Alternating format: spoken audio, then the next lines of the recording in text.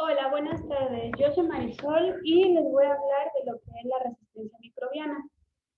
Eh, ¿Por qué es importante hablar de este tema? Bueno, antes de que nosotros trabajáramos en algún hospital como tal, nos dimos cuenta que pues en algunas ocasiones se complicaba alguna herida o teníamos un problema con alguna diarrea y demás y ocupábamos antibióticos a diestra y siniestra. ¿Qué significa eso? Pues bueno, que primero empezábamos quizás con algún metronidazol y sin saber el agente causal, quizás metíamos ya una cefalosporina y que no actuaba bien o que no teníamos el resultado deseado, metíamos una quinolona. Y esto conforme pasado el tiempo ha generado lo que son organismos multiresistentes y tenemos lo que es la resistencia bacteriana. Eh, Ahorita todavía tenemos antibiogramas con ciertos organismos y que es sensible a tal cosa, sensible a tal familia, pero también ya se empiezan a dar algunos antibiogramas, principalmente en medicina humana, donde ya la bacteria ya es sensible a pues, prácticamente nada y tiene una resistencia a todos los antibióticos. ¿Y cuál es el problema? Que va a llegar un momento en que ya no vamos a tener antibióticos para matar estos organismos patógenos. Por otro lado, el doctor Gabriel fue mi asesor y él me dio la oportunidad de presentar un tema no necesariamente de ortopedia, lo cual lo agradezco, y meternos un poquito a saber el por qué es importante conocer de este tipo de temas. Y pues bueno, aquí en México teníamos que antes del 2010 toda la compra de antibióticos era de fácil acceso. ¿Qué significa esto? Que fulanita tenía diarrea, tenía una gripita y a veces ni siquiera sabíamos si era de origen bacteriano, viral o parasitario. Íbamos a la farmacia, comprábamos alguna tetraciclina o algún tipo de antibiótico, se lo dábamos 2, 3 días al humano, no mejoraba, pero ya con eso empezábamos a creer poco a poco este tipo de resistencia.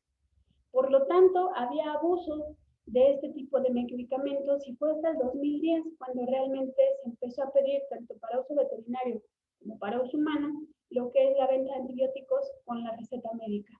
Y esto, a final de cuentas, va creando que cuando tenemos algún tipo de complicación, los costos se elevan, los costos para el paciente, los costos para la hospitalización o los hospitales cuando se tiene que internar pues a la persona o a la mascota.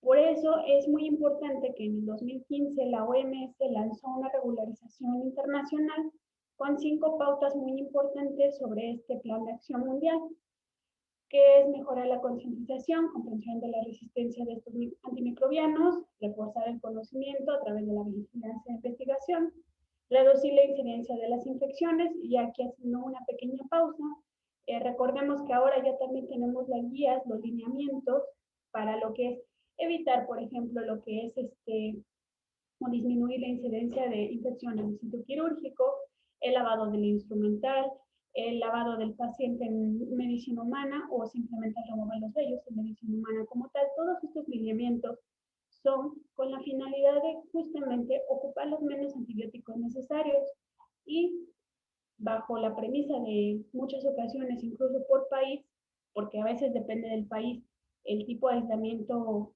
más frecuente, dejar de crear poco a poco esta resistencia.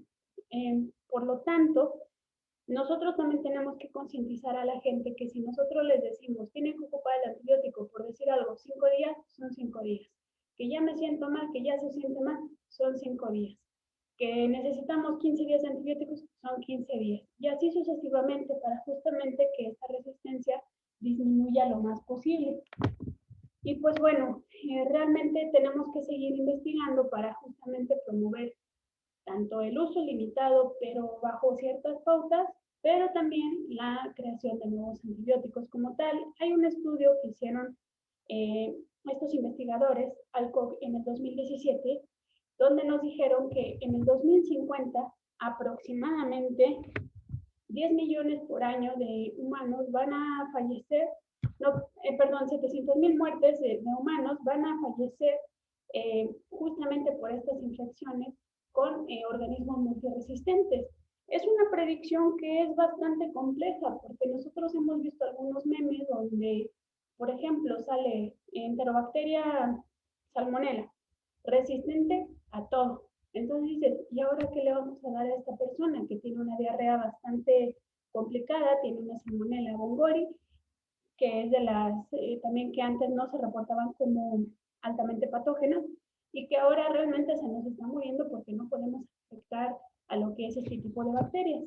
Entonces, hay que saber escoger tanto el antibiótico con bases en antibiogramas, como lo hemos hecho nosotros aquí en el hospital, y con base a los lineamientos bajar este tipo de incidencias en infecciones quirúrgicas. Entonces, en cuanto a la resistencia a antimicrobianos, ¿qué es esto? Bueno, pues es una bacteria como tal, es sensible a un antibiótico cuando este antibiótico es eficaz frente a esta bacteria, pero es resistente cuando el crecimiento solo se inhibe ciertas concentraciones superiores a las que el fármaco se puede alcanzar de cualquier tipo de vía, sea oral, sea intramuscular, sea intravenosa, pero esa es como la premisa para decir que es resistente o no. Existe lo que son bacterias multiresistentes. Esto significa que es resistente a más de dos familias de antibióticos completas. Y pues bueno, como les comentaba anteriormente, esto aumenta lo que son los costos, aumenta las complicaciones. Hay algunos investigadores que dicen que podemos ocupar otro tipo de sustancias o de tecnología, sería la palabra correcta, como los bacteriófagos, como nanopartículas, como los anticuerpos, para sustituir el uso de los antibióticos, pero la realidad es que hasta ahorita solo los antimicrobianos son capaces de eliminar este tipo de organismos patógenos, se llama como se llama, y realmente no podemos nosotros ahorita decir, es mejor meter un bacteriófago para eliminar esta bacteria en vez de ponerle este antibiótico. Hay un estudio que hicieron en Perú en el 2018 donde 40 de 50 cepas de Salmonella entérica fueron multiresistentes a 3 o más familias de antibióticos. ¿Qué significa esto? Que el arsenal con el que nosotros contamos cada vez se reduce más y más. Y a lo mejor ahorita en este momento tenemos que la micacina, que la gentamicina, que el imipenem, que son de los fármacos que casi nunca ocupas y son tu arsenal de repuesto. Pero va a llegar un momento en donde estos fármacos también van a tener esta resistencia y entonces, ¿qué vamos a hacer? Por lo tanto, existen varios factores para que este tipo de resistencia se dé. Se da lo que es una presión selectiva, como les comentaba, que antes eran de prescripción libre, que el uso de dosis era incorrecto o simplemente el desconocimiento del patógeno en cuestión. Pero también hay una base genética intrínseca como tal y una adquirida. Y bueno, cuando nosotros tomamos una muestra de tejido o una muestra de quizás un implante para mandarlo a cultivo, generalmente lo que nosotros esperamos es que nos digan, tenemos algún tipo de, por decir algo, un Escherichia coli, que aunque ya tenemos algunas que son de importancia, como las justamente cepas BLI, eh, nosotros lo que esperamos es que siempre tengamos un crecimiento, pero ¿qué es lo que pasa? Que hay unas cepas que se denominan no cultivables. Estas cepas tienen tienen la característica de entrar en una latencia, bajan lo que son todos sus requerimientos energéticos y no es que se mueran por completo, solo quedan como dormidas. Por lo tanto, cuando nosotros, si vemos esta imagen de aquí, de la parte izquierda inferior, si nosotros vemos aquí es un trazado, un cultivo puro. Y estos son los encidiscos, estos blanquitos, a los cuales si tenemos una resistencia, vamos a ver que las bacterias crecen como si nada. Por otro lado, si son sensibles, se va formando un halo que no tiene ningún crecimiento. Las cepas no cultivables muestran este tipo de tramado y en algunas ocasiones, no en todas, son algunas que van a provocan que sí tengan crecimiento, pero también tienen lo que es una inhibición. Entonces, aquí el patólogo empieza a entrar con un conflicto. Y hay otras que bajan tanto su metabolismo que literal no crece nada, pero no es porque no crezca, sino porque están como latentes. Tiene que haber ciertos cambios para que, por así decirlo, despierten, que es la presión osmótica, la temperatura, los nutrientes y una activación de genes para que otra vez empiecen a colonizar y son altamente colonizables.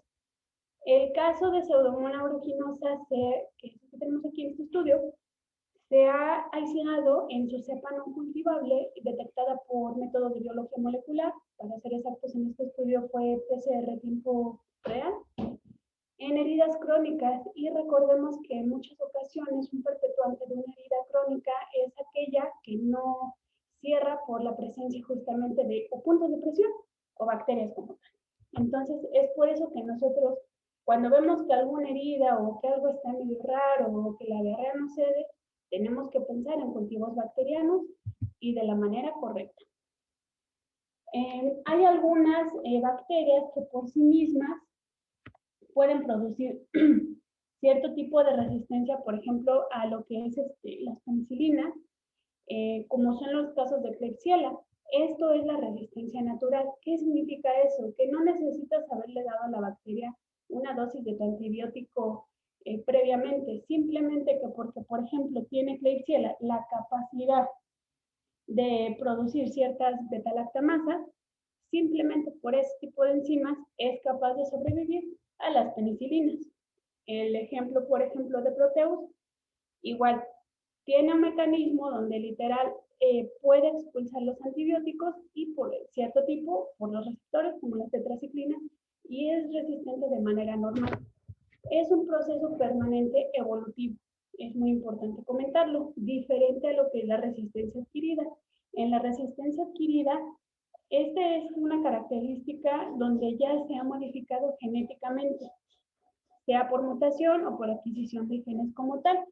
Depende del uso del antibiótico. Significa que en estos nosotros debemos darle al paciente en cantidades bajas, en dosis incorrectas, como lo comentábamos, para que la bacteria haya probado este antibiótico, las hijas hayan sido capaces de sobrevivir y por lo tanto se empieza a dar este tipo de resistencia. Por ejemplo, hay algunas enterobacterias resistentes a las quinolonas, pero realmente es por un bloqueo del antibiótico que se da al interior de la bacteria. Y realmente esto lo van adquiriendo conforme pasa este tipo de evolución. En este tipo de resistencia tenemos lo que son los plásmidos, los transposones y los integrones, que estos ya son elementos móviles genéticos. Bueno, solo por comentarle, un plásmido es un fragmento de un DNA bacteriano con una longitud variable, eso es muy importante, y en algunos casos se puede replicar de forma independiente. No todas las bacterias los poseen y pues bueno, da como tal una transferencia horizontal.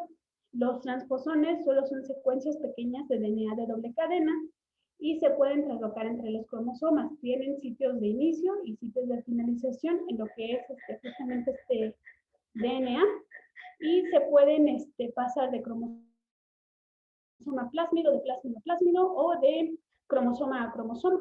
Esto tienen un sistema de recombinación propio, lo cual en algunas ocasiones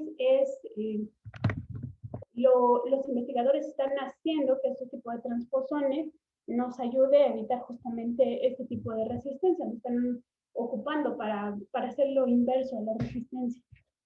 Y por otro lado tenemos los integrones.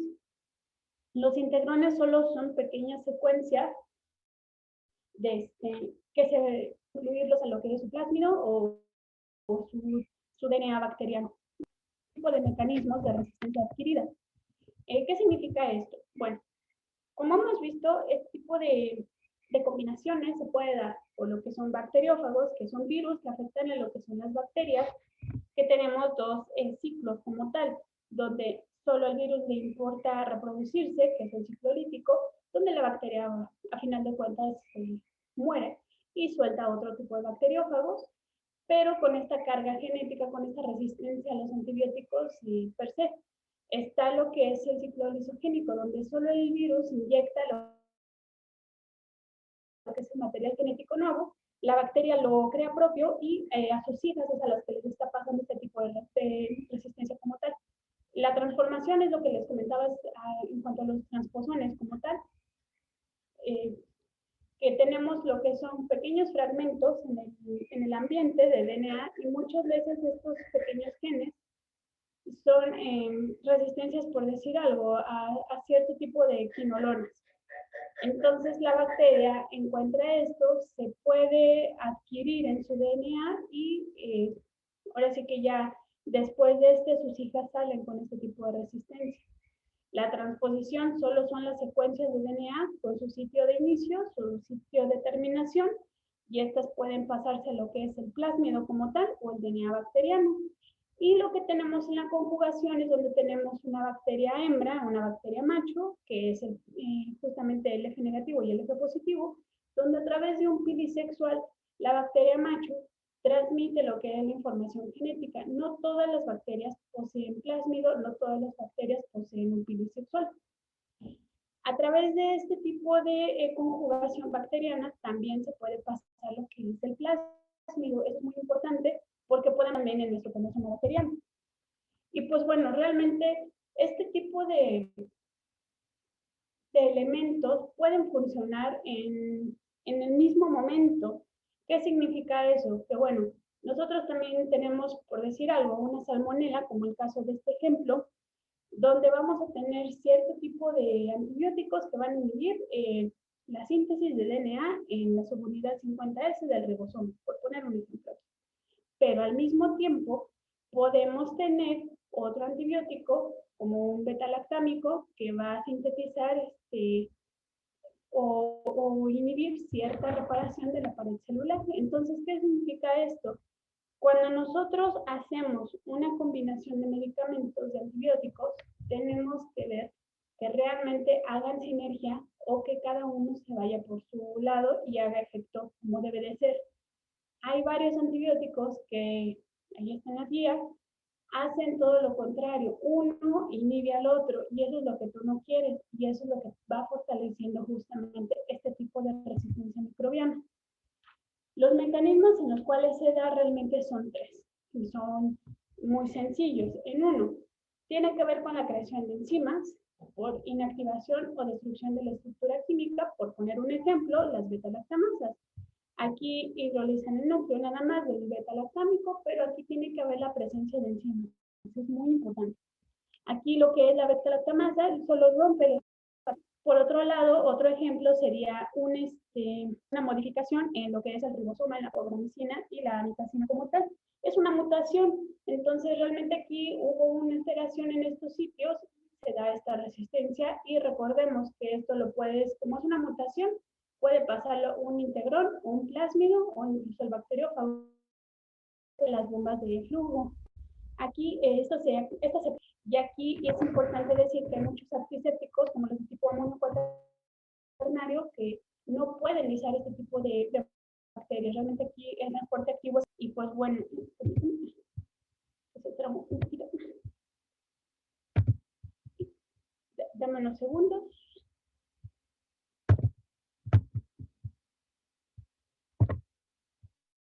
Adri, ¿estás conmigo? Sí, me dicen. Bueno, aquí en el hospital hemos logrado identificar algunos organismos importantes. Sin embargo, como tenemos una baja incidencia de... Bueno, aquí en el Hospital Bruselas hemos tenido algunos casos de infección de sitio quirúrgico, pero realmente nuestros reportes han sido bajos, ya sea porque no se logran aislar o porque realmente tenemos una baja incidencia de sitio quirúrgico. Realmente no tengo datos todavía para hacer una buena estadística o una estadística comparativa y mostrarles un poquito más. Pero sí me llamaría un poco la atención revisar, aunque sea estos 4 resultados que tuvimos, porque todos son aislamientos de infección de sitio quirúrgico, pero como podemos ver en el caso de arriba, si podemos ver lo que es nuestra imagen, tenemos que solo tenía este microorganismo sensibilidad a nitrofurantoína o tigecyclina. Al menos yo en lo personal nunca le había dado nitrofurantoína a un paciente para herida, porque o las líneas recomiendan que sea más bien para problemas de tipo urinario. Sin embargo, a esto nos referimos con la problemática de lo que es la resistencia bacteriana. Poco a poco te vas quedando sin antibióticos para administrar. En este caso, este paciente, después de que se retiró el implante quirúrgico, bastante bien, estuvo con antibióticos, complicación mayor porque la herida cerró prácticamente de manera inmediata, y por otro lado no hubo cambios en lo que es el hueso como tal. Tuvimos, eso fue igual infección de sitio quirúrgico, pero la cronicidad era de 4 días. a Pseudomonas aeruginosa. Y pues bueno, esta bacteria, como les comentaba en el inicio de la charla, tenemos que tiene la peculiaridad de que está reportándose como cepas no cultivables. Y aparte, para que tú puedas decir que sí estás matando pseudomonas, tienes que hacer como una combinación de varios antisépticos locales para poder realmente eliminarla. Por esta, bueno, aparentemente es por esta razón de que se quedan en concentraciones mínimas prácticamente inhibitorias, se quedan dormidas y pasa algo y es cuando despiertan. Pasa algún tipo de factores, como les comentaba. Entonces, sí es muy importante saber a quién nos estamos enfrentando y con qué lo podemos matar. Staphylococcus aureus lo hemos encontrado en 4 aislamientos en infección de sitio quirúrgico, en implante, en cavidad abdominal y pues bueno, en una herida como tal, sin ningún tipo de implante como tal, pero sí siendo ortopedia. Escherichia coli y Staphylococcus pseudointermedius también los hemos encontrado en igual número de aislamientos, 2 y 2 para ser exactos, pero en diferentes pacientes. Pero como les comentaba, todavía la estadística no tenemos una N decente. Entonces solo les quería comentar un poquito más. Y pues bueno, realmente estos sería todo. Si vamos a concluir en que hay que continuar con lo que son los criterios de las guías internacionales, tratando de disminuir por los protocolos ERAS, que ya les he comentado, disminuir lo que es la incidencia de sitio quirúrgico, disminuir lo que es la utilización de antibióticos a más no poder y derrotarlos. Primero hay que ver quién está creciendo, con qué podemos eliminarlo y si no funciona, volver a tomar otro cultivo, no mandar un cultivo de lo que es el exudado como tal de la pus. Aquí recordemos que hay 2 tipos de bacterias, ya se los había comentado en un seminario anterior, las sésiles, las planctónicas. Unas de ellas solo están en la parte, por decir, del exudado, de la pus, y esas no son las que nos interesan. A nosotros las que nos interesan son las que están en el tejido, las que están bajando justamente este tipo de microambiente en la herida, haciendo que se perpetúe, los que están haciendo que haya demasiada inflamación en la herida, que haya demasiadas enzimas ahí extendiendo este tipo de enzimas nocivas y que estén impidiéndonos o retrasando lo que es la cicatrización. Entonces, los días de tratamiento a tener una herida quirúrgica colonizada o a tener la presencia de un implante. A final de cuentas, un implante, por más microscópico que veamos el asunto, es poroso y en estos pequeños poros pueden albergarse lo que son presencia de estas bacterias, creándose el biofilm. Y recordemos, el biofilm no es una bacteria nada más creciendo, es una colonia con varios organismos que pueden llegar a ser entre ellos multiresistentes y que si no los tratamos adecuadamente podemos estar incitando que esta resistencia bacteriana se dé mucho más. Con esto estamos creando nosotros mismos lo que son las superbacterias y ahorita todavía tenemos algunos antibióticos que pueden matar hasta una Escherichia coli y Cephalid, pero va a llegar un momento en un futuro donde vamos a encontrar algunos. Bueno, entonces, como conclusiones, debemos recordar que ya hay guías internacionales, que hay lineamientos, como son los protocolos ERAS, para disminuir lo que es la tasa de incidencia del sitio quirúrgico. No hay una guía ERAS de uso veterinario, pero la de uso humano la podemos aplicar. De hecho, lo estamos aplicando aquí en el Hospital Bruselas. El simple hecho de que salga de cirugía y cubrir la herida el mayor tiempo posible con un apósito primario con biguanida nos da una baja en lo que son una tasa. Espera, es que me está hablando Memo, espérame tantito, por favor. Espérame. Bueno, conclusiones en cuanto a este tema, que es muy importante. Tenemos que seguir las recomendaciones internacionales, como son los lineamientos ERAS, que no hay para medicina veterinaria, pero los de medicina humana los estamos aplicando incluso en este hospital. El simple hecho de cubrir una herida quirúrgica limpia con un apósito primario previamente colocado lo que es un pequeño antiséptico en gel, te disminuye lo que son la probabilidad de infección de sitio quirúrgico. Justamente este lineamiento comenta que si tú puedes cubrirlo del día de la cirugía al retiro de puntos, existen menos posibilidades de tener una infección de sitio quirúrgico. Todas estas guías nos ayudan justamente para ocupar el menor antibiótico sin estar teniendo algunas complicaciones indeseables.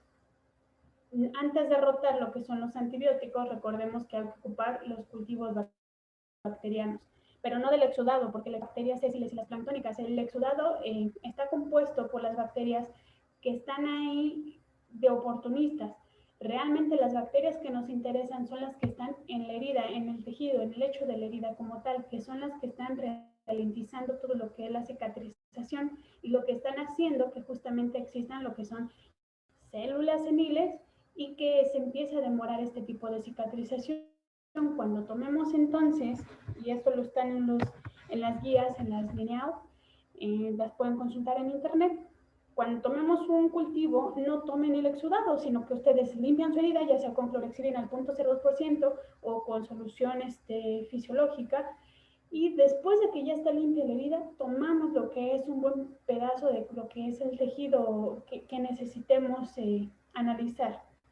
Después de que nosotros tomamos ese tejido, ya podemos ahí hacer un manejo secundario de lo que es el hecho de la herida, pero si nosotros mandamos solo lo que son las secreciones, podemos tener falsos positivos, podemos tener, por ejemplo, un Streptococcus, cuando realmente la bacteria que está aquí en veterinaria tenemos la ventaja de que nosotros le decimos al propietario, tiene que darle 10 días el antibiótico, casi siempre se lo da.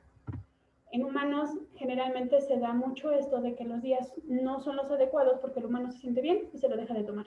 En veterinaria ya no hay tanto ese problema, pero sí hay los días que son necesarios, hay que dar el antibiótico cuando sea necesario, no nada más cuando nosotros creamos. Si tenemos un cultivo negativo, pues ya no necesitas el antibiótico. Nosotros entonces hemos creado y estamos creando, y con el uso va a llegar un momento en que vamos a tener bacterias resistentes a todos, no vamos a tener ningún tipo de antibiótico, aunque vuelvan a ser algunos más fuertes que el imipenem o que algunos otros, va a haber bacterias que van a ser resistentes a todos, y entonces una simple septicemia, pues bueno, de ahí no nos van a sacar.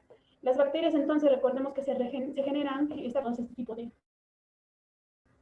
de cosas que no debemos de hacer por este tipo de prácticas que afortunadamente ya casi no hacemos, pero hay que seguir leyendo. Muchas gracias. ¿Ya, Adri?